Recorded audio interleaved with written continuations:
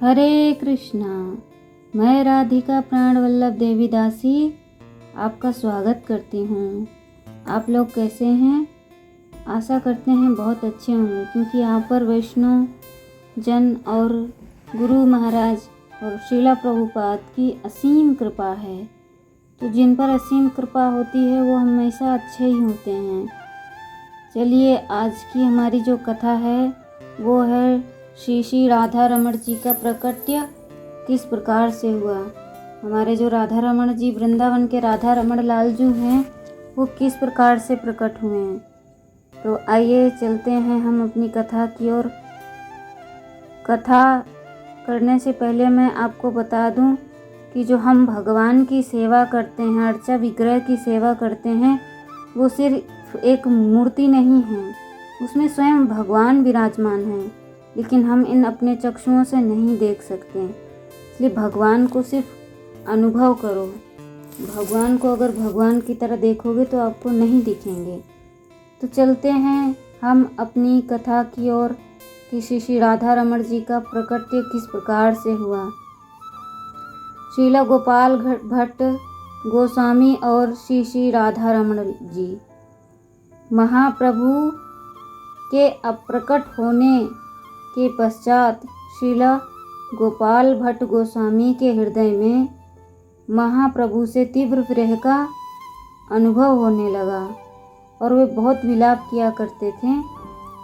अपने भक्त की उत्कंठा को शांत करने के लिए महाप्रभु एक रात उनके स्वप्न में प्रकट हुए और कहा, यदि तुम मेरा दर्शन चाहते हो तो तुम नेपाल की यात्रा करो।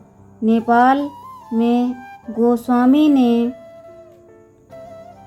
गंडकी नदी में स्नान किया और जब वे सूर्य को जल देने के लिए जल से भरा अपना हाथ उठाया तो यह देखकर आश्चर्यचकित रह गए और उसमें एक शालिग्राम शिला आ गई। उन्होंने उस शालिग्राम शिला को नदी में छोड़ दिया। तत्पश्चात जब वे पुनः आर्घ्य देने के लिए जल लेने लगे तो वही शिला फिर से उनकी अंजलि में आ गई। ऐसा क्रम 3 बार चला।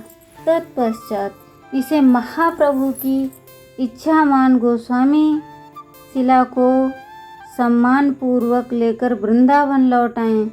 वृंदावन में रहते हुए वे नित्य श्री शालिग्राम शिला की सेवा करते थे और जहाँ भी जाते हैं अपनी शालिग्राम शिला को वस्त्र के कोने में बांधकर अपने साथ ले जाते थे। शालिग्राम की शिला एक पिटारी में रखकर शयन कराते थे। एक दिन एक धनी सेठ श्री विग्रहों के दर्शन हेतु वृंदावन आए और वृंदावन के सभी अर्चा विग्रहों की सेवा के लिए उन्होंने अनेक वस्त्र दिए। इन वस्त्रों और आभूषणों का उपयोग नहीं कर सकते थे। उनके हृदय में विग्रहों की सेवा और तीव्र हो उठी।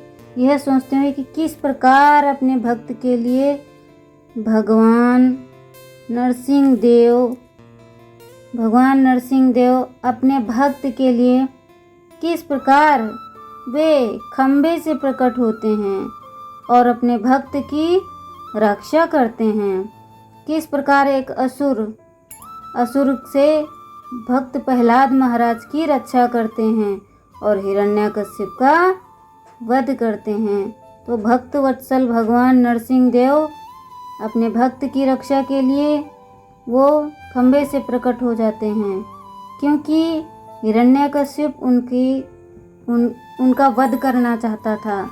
तो वो बार बार कहता है कि तुम्हारे हरि कहाँ हैं, तुम्हारे हरि कहाँ हैं। तो कहते हैं मेरे हरि हर जगह हैं, इस खंभे में हैं। तो खंभे पर जैसे ही तलवार से वार करने चले वैसे ही भगवान नरसिंह देव प्रकट होते हैं और प्रहलाद महाराज की रक्षा करते हैं। संध्या को शालिग्राम शिला को भोग लगाकर गोस्वामी जी एक पिटारी में ढक दिया। रात्रि में थोड़ा सा विश्राम कर वे प्रातःकाल में यमुना स्नान करने के लिए चले गए। प्रातःकाल में वो स्नान करने जाते थे यमुना नदी में, तो उनको एक पिटारी में रख के जाते थे। जब वे स्नान करके वापस आए और शालिग्राम शिला को जगाने के लिए पिटारी खोली तो वह आश्चर्यचकित रह गए। उन्होंने देखा कि एक शालिग्राम शिला दामोदर शिला में बांसुरी धारण किए हुए त्रिभंग रूप में एक अत्यधिक सुंदर विग्रह प्रकट हो चुके हैं। अपने भक्त के लिए भगवान अनूठे ढंग से प्रकट हो गए। आनंद के सागर में तैरते हुए गोस्वामी भूमि पर पड़े और विग्रह को दंडवत प्रणाम करते हुए अनेक स्तोत्र सूक्त उच्चारित करने लगे।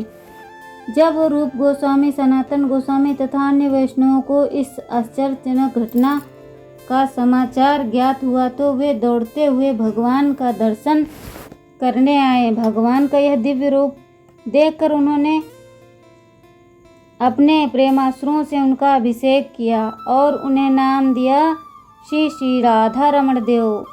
इस प्रकार यह सिद्ध हुआ कि शिव विग्रह केवल एक पत्थर या धातु की प्रपंचिक मूर्ति नहीं है, अपितु वह साक्षात भगवान श्री कृष्ण हैं, जो भक्त के भावों के अनुकूल उनमें से प्रेमामयी सेवा को स्वीकार करते हैं। ऐसे हैं हमारे श्री श्री राधा रमण लाल जी। तो श्री श्री राधा रमण लाल जी की जय। तो इस कहानी से हमें यह शिक्षा मिलती है कि हमें अपने विग्रहों को सिर्फ प्रपंचिक मूर्ति या धातु की मूर्ति नहीं समझना चाहिए। जिस प्रकार हम सांस लेते हैं, खाते हैं, उसी प्रकार भगवान के विग्रह भी सांस लेते हैं।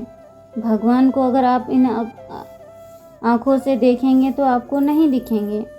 भगवान को सिर्फ अनुभव कीजिए, उनकी सेवा कीजिए, तभी भगवान का अनुभव हम कर पाएंगे। और बिना गुरु के तो भगवान हमें प्राप्त होंगे नहीं।